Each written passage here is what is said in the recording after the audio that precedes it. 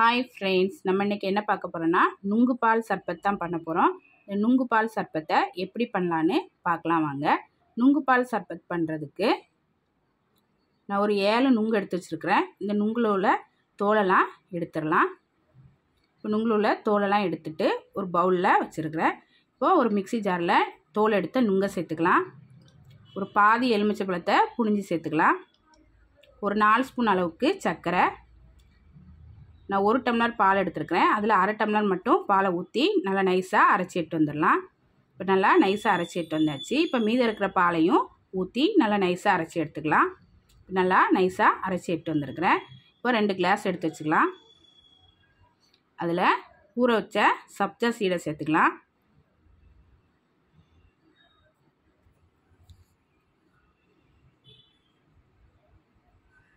கொஞ்சமாக ஐஸ் கட்டி. இப்போ ரெடி பண்ணி வச்சேன் நுங்கு பால் சர்பத்தை ஊற்றிக்கலாம்.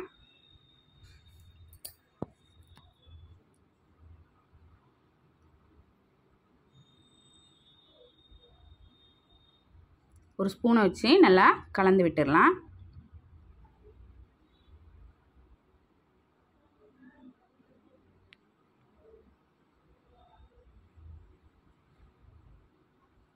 ரொம்ப டேஸ்டியான நுங்கு பால் சர்பத் ரெடி ஆயிடுச்சு. வெயில் டைமில் இந்த மாதிரி நுங்கை வச்சு சர்பத் பண்ணி குடிங்க, ரொம்ப நல்லாயிருக்கும். நீங்களும் இது போல் ட்ரை பண்ணி பாருங்கள். பிடிச்சிருந்தா நம்ம சேனலுக்கு லைக் பண்ணுங்கள், ஷேர் பண்ணுங்கள், கமெண்ட் பண்ணுங்கள், சப்ஸ்கிரைப் பண்ணுங்கள். கூடவே பெல் பட்டனை ப்ரெஸ் பண்ணுங்கள். தேங்க்யூ.